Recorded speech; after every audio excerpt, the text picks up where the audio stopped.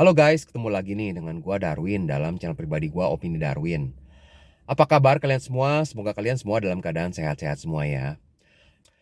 Dalam video kali ini gua akan menanggapi komentar dari beberapa orang dalam video gua berkaitan mengenai kalau pindah ke luar negeri nggak harus selalu di Kanada. Ada yang komentar akan lebih baik di Eropa. Di Eropa cari kerjanya lebih gampang dan gajinya euro lebih besar. Ataupun ada juga yang komentar lebih baik ke Australia. Ke Australia itu selain jaraknya yang dekat, UMR-nya juga lebih gede dari di Kanada. Guys, gue setuju dengan komentar-komentar yang ada. Tapi di sisi yang lain, gue juga nggak mau dibilang bahwa gue orang yang menghalang-halangi orang untuk pindah ke Kanada. Jadi kembali lagi guys, ini seperti apa yang telah gue sering share kepada kalian semua. Kembali lagi kepada profil kalian dan tujuan jangka panjang kalian. Nah, gue akan coba share apa yang menjadi opini gue berkaitan dengan kalau pindah ke luar negeri nggak harus selalu dengan Kanada. Simak videonya sampai habis ya. Oke guys, yang pertama itu berkaitan dengan tujuan jangka panjang. Jika tujuan jangka panjang kalian itu hanya untuk mencari duit dan nanti setelah mempunyai tabungan yang banyak akan pulang lagi ke Indonesia, itu sudah jelas bahwa memang negaranya nggak perlu Kanada. Bahkan kalau bisa cari negara yang memang kurs mata uangnya itu jauh lebih besar dari Indonesia, tapi biaya hidupnya rendah. Nah, gua nggak tahu tuh negaranya itu apa ya. Tapi kalau misalkan bisa pindah ke Amerika, Amerika itu kan dolarnya jauh lebih kuat dari Kanada.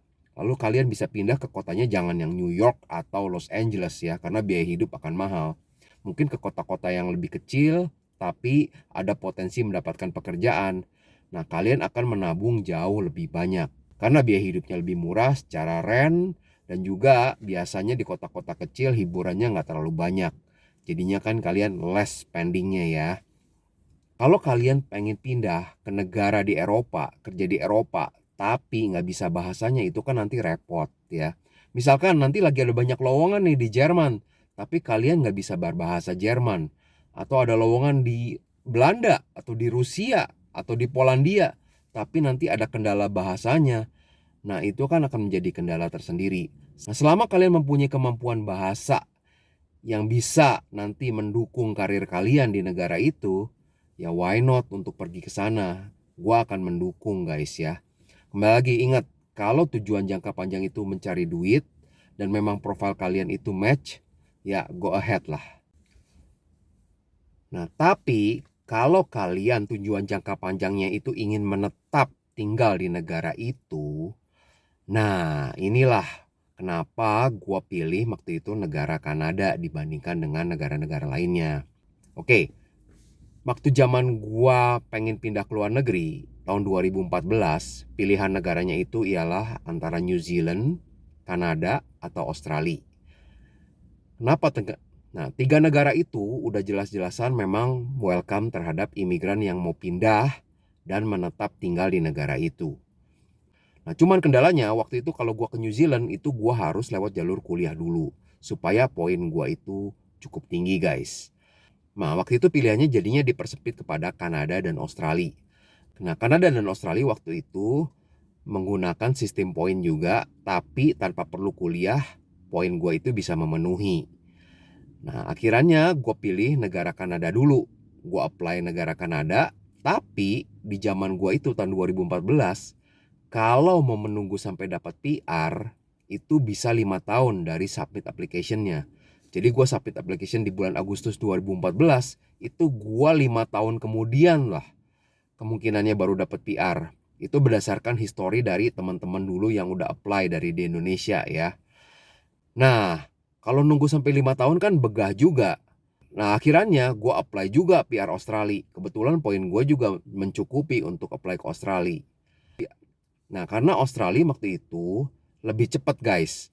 Prosesnya itu kurang lebih setahun dari submit application. Nah, setelah gue menunggu beberapa lama, tiba-tiba Kanada itu dipercepat. Entah kenapa. Sehingga proses PR gue yang di Kanada itu hanya perlu waktu kurang lebih 10 sampai 11 bulan guys. Dan akhirnya di-approve PR gua. Jadinya di bulan Juni 2015 gua udah mendapat kepastian bahwa gua bisa berangkat ke Kanada dan PR sudah di tangan.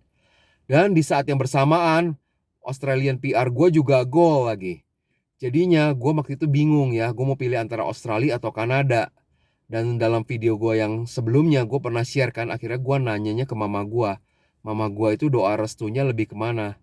Dan mama gue lebih restuin gue ke Kanada daripada ke Australia. Akhirnya gue nurutin deh. Akhirnya gue pindah ke Kanada guys. Kenapa gue pilih negaranya antara Australia atau Kanada? Karena memang dari di Indonesianya waktu itu, gue sudah bisa apply PR. Kanada atau Australia itu adalah negara yang welcome untuk orang yang mau pindah dan menetap di negara itu guys. Jadi tujuan jangka panjang gue waktu itu memang bukan hanya sekedar untuk pindah, cari duit lalu pulang ke Indonesia. Karena gue ingin menetap tinggal di negara itu. Dan juga kembali lagi kepada apa yang gue telah sharingkan dalam beberapa video sebelumnya. Salah satu tujuan gue pengen pindah ke luar negeri itu ialah supaya anak gue bisa kuliah di universitas yang top lah, world class university, dengan harga domestik. Nah di Kanada ini kalau dengan gue berangkat dari Indonesia dengan sudah menjadi permanen resident Kanada, gue akan membayar kuliah anak gue dengan harga domestik. Dimana harga domestik itu sepertiga dari harga international student guys.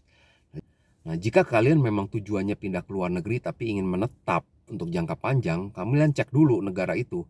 Di negara itu misalkan kalian berangkatnya dengan work permit. Nah, setelah work permit kemungkinan untuk dapat PR-nya bagaimana?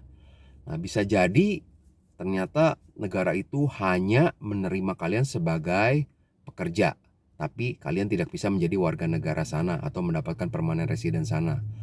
Nah, itu kira-kira akan match nggak dengan tujuan jangka panjang kalian? Jadi kurang lebih itu aja sih ya, apa yang menjadi opini gue dalam video kali ini. Kembali lagi ya guys ya, disclaimer bahwa gue bukan agen tenaga kerja, bukan agen imigrasi, immigration lawyer, dan gue tidak memberikan legal opinion. Ini adalah pendapat gue pribadi, salah satu dari ribuan diaspora Indonesia yang adalah kelas pekerja di Kanada guys. Oke, terima kasih sudah menonton video ini, dan sampai jumpa di video berikutnya ya. Bye!